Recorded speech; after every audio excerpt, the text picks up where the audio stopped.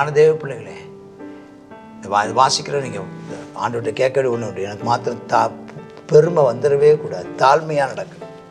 தாழ்மையாக நடக்கிறதுக்கு நிறைய விஷயம் இருக்குது. ரெண்டு மூணு விஷயங்களை மட்டும் சொல்கிறேன். தாழ்மை, ஜெபிக்கிறவன் ஆண்டவருடைய சமூகத்தில் தாழ்த்து ஜெபி.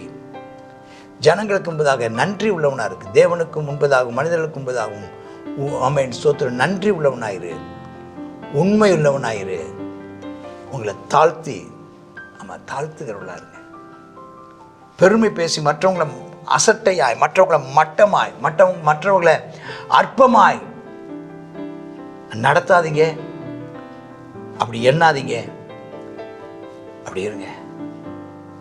அருமையான அதே சமயம் தானியேலை போன்ற உண்மையுள்ளவர்களுக்கு சொல்கிறேன், கர்த்தர் காலாகாலில் நீ மறைந்திருக்கும் மறைபொருளை உனக்கு வெளிப்படுத்துகிற கர்த்தர் மறைந்திருக்கிற உன்னையும் வெளியரங்கமாக உயர்த்துவார் என்பதில் சந்தேகமில்லை. நிற்பதும் நிமூலமாகாததும் தெய்வ கிருபையே, நான் உயிருடன் வாழ்வது சுகமுடன் இருப்பது கிருபையே. நான் நிற்பதும் நிமூலமாகாததும் தெய்வ கிருபையே, நான் உயிருடன் வாழ்வது சுகமுடன் இருப்பது கிருபையே. கிருபையே தேவ கிருபையே, தேவ கிருபையே, தேவ கிருபையே. முழு மனதோட கிருபையே, தேவ கிருபையே, தேவ கிருபையே, தேவ கிருபையே. நான் நிற்பதும் நிம்மூலமாகாததும் தேவ கிருபையே, நான் உயிருடன் வாழ்வதும் சுகமுடன் இருப்பதும் கிருபையே. நான் நிற்பதும் நிர்மூலமாகாததும் தேவ கிருபையே, நான் உயிருடன் வாழ்வதும் சுகமுடன் இருப்பதும் கிருபையே. கர்த்தருடைய பரிசுத்த நாமத்திற்கு மகிமை உண்டாவதாக. ஆண்டவராகிய இயேசு கிறிஸ்துவின் திருநாமத்தினாலே உங்கள் யாவரையும் நான் வரவேற்கிறேன். தானியேல் புஸ்தகம் 5ஆம் அதிகாரம், கற்றதும் பெற்றது. இங்கே சுருக்கமாக இன்றைக்கி என்ன நம்ம கற்றுக்கொள்கிறோன்னு பார்ப்போம். பெல்சாத்சார் என்ன ராஜா. இங்கே பெல்சாத்சார்ங்கிறது நேபுகாத்நேச்சாருடைய மகனுடைய பெயர். பெல்தேசாத்சார் அப்படிங்கிறது தானியேலுடைய மறுபெயர். அப்போ இந்த ராஜா பிரபுக்கள் 1000 பேருக்கு பெரிய விருந்து செய்கிறான். 1000 பேருக்கு நான் திராட்சரசம் கொடுத்துட்ருக்கிறான். அப்போ இவங்க அப்பா நேபுகாத்நேச்சார் தேவாலயத்திலிருந்து எடுத்துக்கொண்டு வரப்பட்ட அந்த பொற்பாத்திரங்கள், வெள்ளி பாத்திரங்கள், அந்த பாத்திரங்களில் என்ன செய்கிறான், அவனும் தன் மனைவியா வைப்பாட்டிகளும் குடிப்பதற்காக கொண்டு வரும்படி கட்டளையிட்டு அவைகளில் அந்த திராட்சரசம் ஊற்றி குடிக்கிறான். அப்படி குடிச்சிட்டு பொண்ணு வெள்ளியும் வெண்கலமும் இரும்பும் மரமும் கல்லுமாகி அவங்க தெய்வங்களை அவங்க ரொம்ப புகழ்கிறாங்க. இது ஒரு கலாச்சாரம். என்னென்னா இவங்க கடவுளை ரொம்ப ரொம்ப பாராட்டி அவங்கள புகழ்கிறான். ஏன்னா இந்த பாத்திரங்கள் இன்னொரு தெய்வத்துக்கு பயன்படுத்தப்பட்ட பாத்திரம் இன்னைக்கு எனக்கு பயன்படுது, அப்படி ஏன் கடவுள் செஞ்சிட்டாருன்னு அவன் கடவுளை புகழ்ந்து பாடுறான். அவனுக்கு கிடைச்ச வெற்றிக்கு காரணம் அவன் பொண்ணு வெள்ளியும் வெண்கலம் இரும்பு கல் மண், இதுதான் அவனுக்கு வெற்றி கிடைச்ச மாதிரி அவன் அதை புகழ்ந்து கொண்டிருக்கிறான். ஆனால் உண்மையிலேயே வேதம் வாசித்த நமக்கு தெரியும், இஸ்ரவேல் ஜனங்களுடையதான துரோகம், இஸ்ரவேல் ஜனங்களுடையதான அவருடையதான அவிசுவாசம், அவருடைய கீழ்ப்படியாமையினால தான் அவங்க தோற்கடிக்கப்பட்டாங்களே தவிர அவர்களுடைய இஸ்ரவேலின் தேவனாகிய கர்த்தர் ஒன்றும் குறைவானவர் அல்ல, குறைஞ்சவர் அல்ல. அவர் சர்வ வல்லமை உள்ளவரும் சர்வ வியாபியும், ஹோ ஹல்லேலூயா, சர்வ அதிகாரம் உள்ளவருமானவர். சரி, இவன் புகழ்கிறான். அப்படி புகழும் போது கர்த்தர் தமக்காக யுத்தம் பண்ணுகிற ஆண்டவர் நம்முடைய ஆண்டவர். அவரை ரொம்ப அவருடைய மகிமையை ரொம்ப அவன் மகிமை குறைச்சல் ஆனபடினால், மகிமையை குலைத்து போட்டபடினால், ஏன் சாதாரணமானவங்க யாருமே அந்த பொற்பாத்திரங்களை தொடவே முடியாது. பரிசுத்த ஸ்தலத்தில் உள்ள தேவாலயத்தினுடையதான அந்த பொற்பாத்திரங்களையோ வெள்ளி பாத்திரங்களையோ தொட முடியாது, கழுவ கூட முடியாது. அதை தொடுவதற்கான லேவியர்கள் கூட அதை மிக பத்திரமாக கையாள்வார்கள். அப்படிப்பட்ட ஒன்றை இந்த ராஜா ரொம்பவும் சர்வசாதாரணமாக பயன்படுத்தி அவன் அங்கே அப்படி வைப்பாட்டிகளுக்கு அதில் இருந்து வார்த்து கொடுத்து அவன் வந்து கொண்டிருக்கும்போது கையிருப்பு தோன்றிச்சு.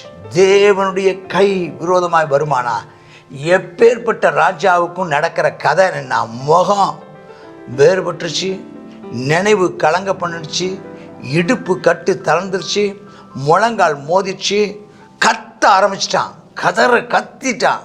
யாருங்கே கல்தேயரை குறி சொல்கிறவனை கூப்பிடுங்கிறான். வந்து வாசித்து சொல்லுங்க நான் யானையில பார்த்து. ஒருத்தருக்கும் ஒன்றும் இல்லை, நான் 3ஆம் அதிபதியாக வைக்கிறேங்கிறான். ஒருத்தராலையும் வாசிக்க முடியல, அர்த்தமும் சொல்ல முடியல, என்னன்னே தெரில. அவனும் பயந்தான், அவனும் கலங்கினான். அவனோட இருக்கிற பிரபுக்கள் 1000 பேரும் அப்படி அலறாங்க. அப்போ அதை கேள்விப்பட்டு ராஜாத்தி என்ன நடக்குதுன்னு உள்ளே வர்றா. அப்போ அந்த அம்மா கூட ராஜாத்தி வந்து ராஜாவின்னு கூப்பிடுறாங்க அந்த அம்மா. அது ஒரு முறை. ஏன்னா 1000 பேர் இருக்கிற இடத்துல என்னப்பா அப்படின்னு கேட்காம, ராஜாவே நீ என்றும் வாழ்கப்பா இப்படி தான் பேசணும். ரொம்ப உரிமையாக இருந்தாலும், தான் சொந்த மகனாக இருந்தாலும் அந்த முறையின்படி ராஜாவேன்னு கூப்பிடும். ஆனால் அதுக்கப்புறம் அவங்க பேசுகிறது பார்த்திங்கன்னா உரிமையோடு பேசுகிறாங்க, மகன்கிற உரிமையோடு உமது நினைவுகள் உண்மை ஏன் கலங்கப்படணும், ஏன் உங்கள் முகம் வேறுபடணும், உங்கள் ராஜ்யத்தில் ஒரு புருஷன் இருக்கிறது தெரியாதா, பரிசுத்த தேவனுடைய ஆவி அவனுக்குள்ளே இருக்குது, அவன் உங்கள் அப்பாவுடைய காலத்தில் வெளிச்சமும் விவேகமும் தேவர்களுக்கு ஞானத்துக்கு ஒத்த ஞானமும் அவன்கிட்ட இருந்துச்சு, உங்கள் அப்பா அவனை ரொம்ப உயர்த்தி வச்சுருந்தாரு, அவனை இப்போ நீங்கள் யாரும் கண்டுக்கிறது இல்லை. எனக்கு அடுத்து வந்த ஒரு கூட்டம், ஏன் இப்போ புரியுதா உங்களுக்கு, ஒரு கூட்டம் ஜனங்கள் நீங்கள் தானியேலை ஓரங்கட்டுறதுக்குன்னே ராஜாட்ட அவனை குறித்து தவறாக சொல்லி அவனை ஓரங்கட்டுறதுக்குன்னே ஒரு கூட்டம் இருந்துகிட்டே இருந்துச்சு. அன்றிலிருந்து இன்றைக்கு வரைக்கும் உண்மையுள்ளவர்களை வந்து முன்னுக்கு வர முடியாதபடி தடுக்கிற ஒரு பொய் கூட்டம் அதிகாரிகளை சுற்றி இருக்கத்தான் செய்யுது. உண்மையுள்ளவர்கள் உயர முடியாதபடிக்கு அல்லது அந்த ராஜாக்கள் அந்த உண்மையுள்ள உயர்த்தாதபடிக்கு ஒரு கூட்டம் ஜனங்கள் தடையாக இருந்துட்டு இருக்கிறது அன்றும் இன்றும் அது ஒரு வழக்கமாக இருந்து தான் வருது, இன்றைக்கும் இருக்குது. அப்போ ராஜான் பெல்தேசாத்சார்னு பெயரிடப்பட்ட தானியேலுக்கு அவனுக்கு சொப்பனம் உயர்த்தி பண்ண முடியும், புதைப்பொருளை வெளிப்படுத்த முடியும், கருகலானதை தெளிவுபடுத்த முடியும், அறிவு புத்தி ஆமாம் அவனுக்குள்ளே இருக்குது, அவனை கூப்பிடு வெளிப்படுத்துவான்ட்டார். உடனே அவனை கூப்பிட்டு விடுறாரு. அவன் வர்றான், அவனை பார்த்து சொல்கிறாரு பாருங்கள், அந்த 13 அந்த தென்னை விட்டும்பாங்கள்ல, அந்த ராஜா தன்னுடையதான கெத்தை விடாமல் பேசுகிறான் பாருங்கள். கால் நடுங்குது, இடுப்பு கட்டு விட்டுது, ஆள் உள்ளுக்குள்ளே நடுங்கிட்டு இருக்கிறாரு. கேட்குறாரு, உள்ளே வந்த உடனே தானியேலை பார்த்து, நீ எங்கள் அப்பாவாகிய ராஜா, எங்கள் அப்பா நேபுகாத்நேச்சார் யூதாவிலேருந்து சிறைப்பிடிச்சிட்டு வந்தார்ல, அந்த யூதரில் ஒருத்தனாகிய தானியேல் தானே நீ? எப்படி சொல்கிறார் பாருங்க, நீ அந்த அடிமை தானே? ஓ காட், எப்படி இருந்திருக்குல்ல தானியேலுக்கு. ஆனாலும் அமைதியாக நிற்கிறான். எவ்வளோ மட்டமாக அந்த சிறை இருப்பிலேருந்து பிடிச்சிட்டு வந்தாங்கல்ல எருசலேம்லேருந்து, அந்த குரூப்பில் உள்ள ஆள் தானே நீனு அப்படின்னு. என்னவோ அது நான் கூட்டிக்கிறேன். உனக்குள்ள தேவனின் ஆவி உண்டென்றும் வெளிச்சம் புத்தியும் விசேஷ ஞானம் உனக்கு காணப்பட்டதென்று உன்னை குறித்து கேள்விப்பட்டேன் சொல்கிறேன். இப்போ இந்த எழுத்தை வாசிக்கிறதுக்கும் இதன் அர்த்தத்தை எனக்கு தெரிவிக்கிறதுக்கும் சாஸ்திரிகளையும் ஜோசியர்களும் அழைத்து கொண்டு வரப்பட்டாங்க. அந்த அர்த்தத்தை சொல்லக்கூடாமல் போயிடுச்சு. பொருளை வெளிப்படுத்தவும் கருகலானதை தெளிவிக்கவும் உன்னால் கூடும் என்று உன்னை குறித்து கேள்விப்பட்டேன் அப்படிலாம் சொன்னாங்க. அம்மா அப்படின்னு சொல்கிறேன், கேள்விப்பட்டேன். இப்போ இந்த எழுத்தை வாசிக்கவும் இதன் அர்த்தத்தை உனக்கு தெரிவிக்கவும் உன்னால் கூடுமானால், எப்படி சொல்கிறேன் பாருங்கள், எப்படி சொல்கிறேன். அப்போ அந்த மட்டமாக கூப்பிட்டாங்கிறதுக்கு அர்த்தம் புரியுதா? வாசிக்க முடிஞ்சதுன்னா சொல்ல முடியுமா உன்னால்? சொல்ல முடிஞ்சா நீ சொல்லு. நீ சொன்னேன்னா நான் ரத்தாம்பரம் தாரேன், கழுத்தில் பொற்சர் பண்ணி தாரேன், ராஜ்யத்தில் 3ஆம் அதிபதியாக உன்னை வைக்கிறேங்கிறான். அப்போ ராஜசமுத்திர பிரதித்திரமாக தானியேல் சொல்கிறார், உம்முடைய வெகுமானங்கள் உம்மட்டே இருக்கட்டும். அடிப்பார், நச்சுன்னு ஒரு அடி. உன் வெகுமானத்தை நீயே வச்சுக்கோ. ரத்தாம்பரமோ, ஆமாம், சரப்பணியோ, ஆமாம், பதவியோ, அது நீயே வச்சுக்கோ, எனக்கு வேண்டாம். அந்த பரிசுகளெல்லாம் இன்னொருத்தனுக்கு கொடும். இந்த எழுத்தை நான் ராஜாவுக்கு வாசி அர்த்தத்தை தெரிவிப்பேன். எதுக்காக இப்படி சொன்னால் நீங்கள் யோசித்து பார்க்கணும். இது உன்னோடையே வச்சுக்கோ, நீ ஒன்றும் என்னை உயர்த்த போகிறதில்ல, நீ எனக்கு 3ஆவது ராஜாவை, நான் உனக்கு ஒன்றும் இருக்க போகிறது இல்லைன்னு அதில் அர்த்தம். அவனுக்கு ஏற்கனவே தெரிஞ்சிருச்சு அர்த்தம் என்னதுன்னு. நேபுகாத்நேச்சார் ராஜ்யத்தையும் மகத்துவத்தையும் கனத்தையும் மகிமையும் கொடுத்தார். அவர் கொடுக்கப்பட்ட மகத்துவத்தினாலே சகல ஜனங்களும் ஜாதியாரும் பாஷைக்காரருக்கு முன்பாக நடுங்கி பயந்திருந்தாங்க. அவர் தமக்கு சித்தமானனை கொன்று போடுவார், தமக்கு சித்தமான உயிரோடு வைப்பார், தமக்கு சித்தமானனை உயர்த்துவார், தமக்கு சித்தமானவரை தாழ்த்துவார். அவருடைய இருதயம் வேட்டிமையாகி அவருடைய ஆவி கர்வத்தினால் கண்ணப்பட்ட போது அவர் சிங்காசனம் தள்ளப்பட்டார். அவருடைய மகிமை அவரை விட்டு எடுபட்டு போயிட்டு அகன்று போயிடுச்சு. மனுஷன்ட்டு தள்ளப்பட்டார். இருதயம் மிருகங்களுடைய இருதயம் கொடுக்கப்பட்டு காட்டு மிருகத்தோடே சஞ்சரித்தார். உன்னதமான தேவன் மனுஷரின் ராஜ்யத்தில் ஆளுகை செய்து தமக்கு சித்தமான அதிகாரி ஆக்குறார்னு அவர் உணர்ந்து கொள்ள மட்டும் மாடுகளைப் போல புல்லை மேய்ந்தார். ஆகாயத்தில் நனைந்தது. அவருடைய வம்சம் அவருடையதான காலத்தில் நடந்தான எல்லா கால வம்சங்களும் கால வரலாறும் அவருடைய குமாரனாகிய பெல்சாத்சார் என்னும் நீரோ என்றால் நனைந்து அவென்றால் இதையெல்லாம் அறிஞ்சிருந்தோம். இன்னைக்கு என்னை பார்த்து யாரோ மாதிரி தெரியாத ஆள் மாதிரி கேட்குறேன். இதெல்லாம் நீ அறிந்திருந்தும் உனக்கு தெரியும், பரலோகத்தின் தேவனை குறித்து தெரியும். இதெல்லாம் அறிந்திருந்த நம்முடைய இருதயத்தை தாழ்த்தாமல் பரலோகத்தின் ஆண்டவருக்கு விரோதமாக உயர்த்தினீர். அப்படி ஆலயத்தின் பாத்திரங்களை உமக்கு முன்பாக கொண்டு வந்தார்கள். நீரும் உம்முடைய பிரபுக்களும் உம்முடைய மனைவிகளும் உம்முடைய வைப்பாட்டிகளும் அவளுக்கு திராட்சை ரசம் குடிச்சிங்க. போட்டோம்.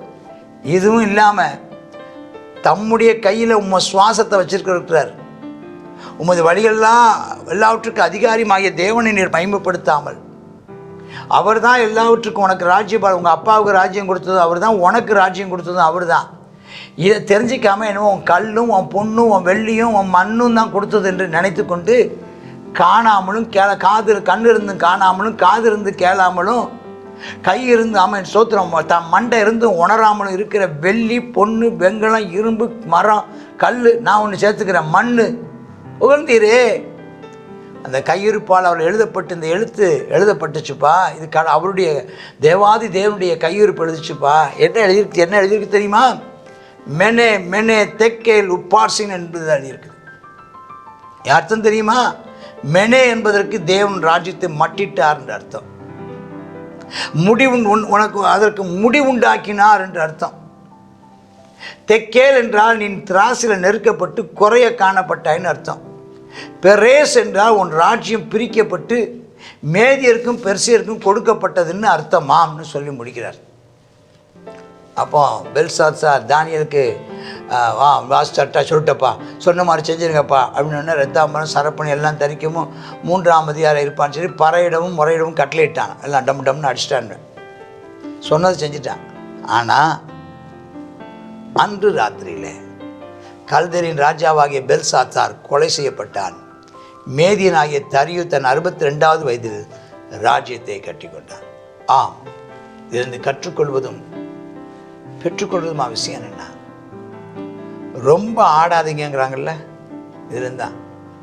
உனக்கு பெரிய பதவி இருக்குது, பட்டம் இருக்குது, அதிகாரம் இருக்கிறது, ஆளுகை இருக்கிறது, மனுஷ செல்வாக்கு இருக்கிறது, போதுமான பொண்ணு வெள்ளி எல்லாம் இருக்குது, எல்லாரையும் அடக்கி ஆண்டு முழு உலகத்துக்கும் ராஜாவாக இருக்கிறேன்னு ரொம்ப மமதையாக இருந்தான். அவன் செய்ய தன்னுடைய எல்லை மீறி தேவாதி தேவன் ராஜாதி ராஜா சர்வ வல்லமுள்ள கர்த்தரை ஆண்டவராக இயேசு கிறிஸ்துவை அவன் மகிமை குறைச்சல் ஆக்கினபடியான், அவருடைய பிள்ளைகளையும் ஏளனமாய் அவங்களை நடத்தினபடினான் கர்த்தர் அவனை ஒரே நாள் ராத்திரியில் அடித்து போட்டார். நம்முடைய கர்த்தருக்கு பயந்துருங்க அருமையான தேவ பிள்ளைகளே. வாசிக்கிற நீங்கள் ஆண்டவர்கிட்ட கேட்கவே ஒன்று, எனக்கு மாத்திரம் பெருமை வந்துடவே கூடாது. தாழ்மையாக நடக்கணும். தாழ்மையாக நடக்கிறதுக்கு நிறைய விஷயம் இருக்குது. ரெண்டு மூணு விஷயங்களை மட்டும் சொல்கிறேன். தாழ்மை, ஜெபிக்கிறவன் ஆண்டோட சமூகத்தில் தாழ்த்து ஜெபி. ஜனங்களுக்கு முன்பதாக நன்றி உள்ளவனாக இருக்குது. தேவனுக்கு முன்பதாகவும் மனிதர்களுக்கு முன்பதாகவும் ஆமென் ஸ்தோத்திரம் நன்றி உள்ளவனாயிரு, உண்மை உள்ளவனாயிரு. உங்களை தாழ்த்தி தாழ்த்துகிறவர்களாக இருங்க. பெருமை பேசி மற்றவங்களை அசட்டையாய், மற்றவங்களை மட்டமாய், மற்றவங்களை அற்பமாய் நடத்தாதீங்க. அப்படி எண்ணாதீங்க. அப்படி இருங்க. அருமையான அதே சமயம் தானியேலை போன்ற உண்மையுள்ளவர்களுக்கு சொல்கிறேன், கர்த்தர் காலாகாலில் நீ எவ்வளோ மறைந்திருக்கும் மறைபொருளை உனக்கு வெளிப்படுத்துகிற கர்த்தர் மறைந்திருக்கிற உன்னையும் வெளியரங்கமாக உயர்த்துவார் என்பதில் சந்தேகமில்லை. கர்த்தர் உங்களை ஆசீர்வதிப்பாராக. ஆமேன், ஆமேன். God bless you.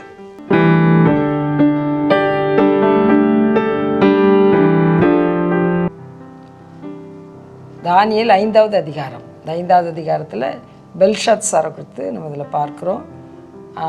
தேவனுடைய ஆலயத்தில் உள்ளதான அந்த பாத்திரங்களை எடுத்து தன்னுடையதான மனைவிமாரோடு திராட்சை ரசம் குடிப்பதற்காக திட்டமிட்டு பொன்னும் வெள்ளியும்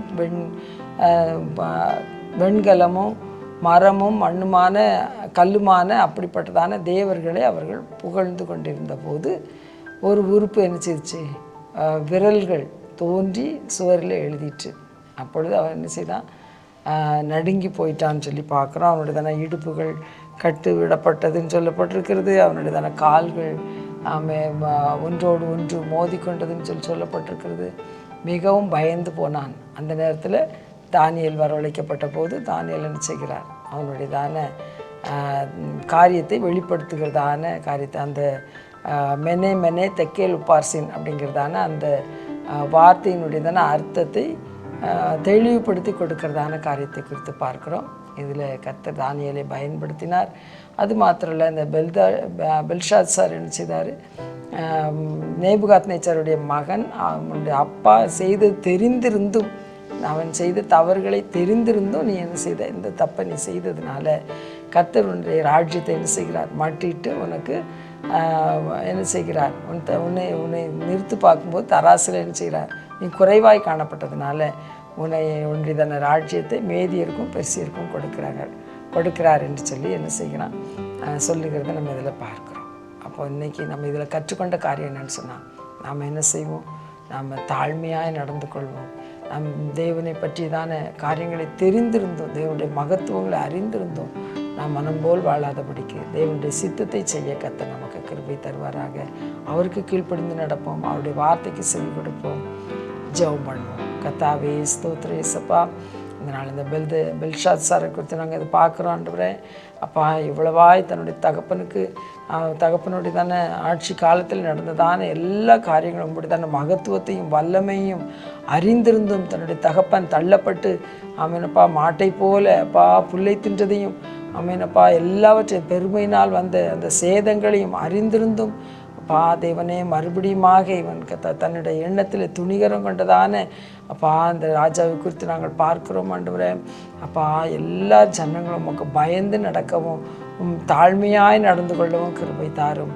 அப்பா, இதிலிருந்து நாங்கள் கற்றுக்கொள்ளுகிற பாடங்களை நாங்கள் எங்களுடைய வாழ்க்கையில் அபியாசப்படுத்த கிருபை தாரும். அப்பா, ஒன்றும் எங்களால் உண்டானதல்ல, எல்லாம் உம்மால் உண்டானது என்பதை நாங்கள் அறிந்திருக்கிறோம். எங்களுடைய உயர்வு, எங்களுடைய மேன்மை, எங்களுடையதான அப்பா கையின் பிரயாசங்கள் எல்லாவற்றுக்கும் மூல காரணர் நீரே என்பதை அறிந்திருக்கிறோம். அப்பா ஸ்தோத்திரம், உம்மாலே தான் கத்தாவை நாங்கள் உயிர் வாழ்கிறோம், நாங்கள் அசைகிறோம், பிழைக்கிறோம், வாழுகிறோம். ஆண்டவரே அப்பா ஸ்தோத்திரம், உமக்கே மகிமை செலுத்துகிறோம். கத்தாவே உம்முடைய ஆமேனப்பா ஆளுகைக்கு எங்களை ஒப்பு கொடுக்கிறோம். நீர் ஆண்டு நடத்துவீராக. இயேசுவின் நாமத்தில் ஜெபிக்கிறோம் எங்கள் நல்ல பிதாவே. ஆமேன், ஆமேன்.